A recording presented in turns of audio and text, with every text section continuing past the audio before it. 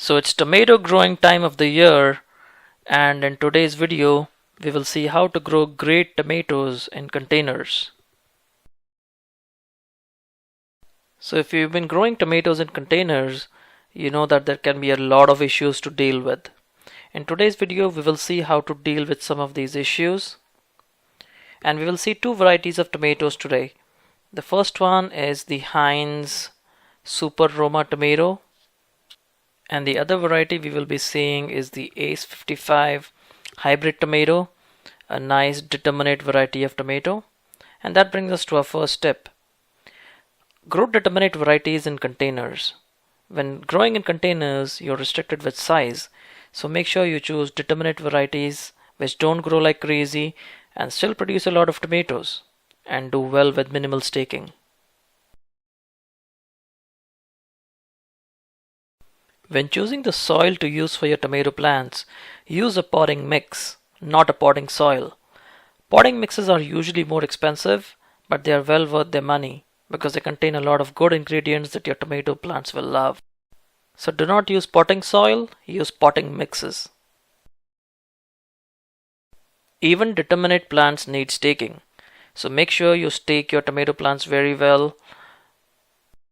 You can use tomato cages, rebars, garden stakes, twines. Make sure they're staked. One of the most common complaints of growing tomatoes in containers is that they get blossom end rot, or BER. And I'm going to tell you how to fix this very easily. The reason why tomatoes get BER is because of lack of calcium and irregular watering. So make sure you enrich the soil with gypsum, which is garden lime, and add a little bit of peat moss to neutralize the lime. Gypsum or garden lime contains calcium, and also make sure you keep your tomato plant well watered using a drip irrigation system. When using fertilizers, remember that when your plants are young, you need more leaves and foliage. So make sure you use a high nitrogen or a balanced fertilizer so that you get good growth and a good start for your tomato plants. As the plant grows and starts producing flowers, you need to stop giving nitrogen fertilizers to your tomato plants and start using a low nitrogen, high phosphorus, high potassium fertilizer. And also make sure you keep adding calcium using garden lime or tomato fertilizers that contain calcium. You do not want to use a high nitrogen fertilizer when the plant is flowering. This is a common mistake. To make sure you get the maximum yield from your tomato plant, you need to make sure that each and every flower gets converted into a tomato. Well, if not all, at least most of them. And as you can see, you have a lot of tomatoes on this plant in the container, and that is because we have hand pollinated these tomato plants.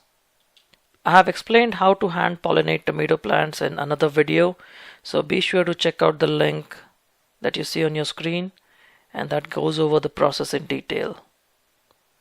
One of the reasons you need to hand pollinate tomatoes is because the bee population is constantly decreasing, and even if you have a lot of bees in your area, hand pollinating assures many more tomatoes.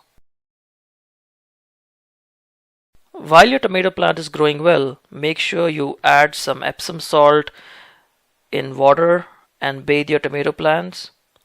You can also add some aspirin in water and water your tomato plants. Aspirin is known to control a lot of diseases, usually fungal diseases that the tomato plant could have, so it does do a good job. The Epsom salt is going to add magnesium and sulfate, and that's great food for your tomato plants. You do not need to use any insecticides on your tomato plant till you see any problems, but when you do see insects, we come to our next step. Make sure you use either neem oil or spinosad, which are organic insecticides, to control insects on your tomato plants. When you see pests on your tomato plants, you need to spray them at least 3 weeks, if not about a month, or you can do it whenever you see insects on your tomato plant. And as you can see, by following some simple tips, you can grow a lot of tomatoes in small spaces and in containers. So let's go ahead and harvest some tomatoes from this container.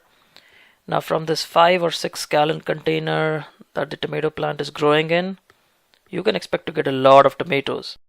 And if you're not getting enough tomatoes, make sure you follow all the tips in this video properly and then give it a shot. When harvesting tomatoes, it's best to let them ripen on the vine. They just taste a lot better that way. If the tomato is partially ripe, it will still ripen at room temperatures. This one is the Heinz tomato. And let's harvest another one. This is the Ace55 tomato. So that's how your tomatoes should look like. Clear skin, nice tomatoes, no blossom end rot. And if you follow the tips in this video correctly, I'm sure you'll be on your way to growing great tomatoes in your containers. So I wanted to show you how one of these tomatoes looks like. This is the Heinz tomato. Yeah, the same company that makes the ketchup. Not sure why it's called Heinz. Probably a good tomato for making paste and ketchup. And let's cut it open. So that tomato looks pretty good, and you can use it for almost anything that you can think of. Sandwiches, paste, ketchup, almost anything. So I'll see you soon again in another episode of California Gardening. Until then, happy gardening.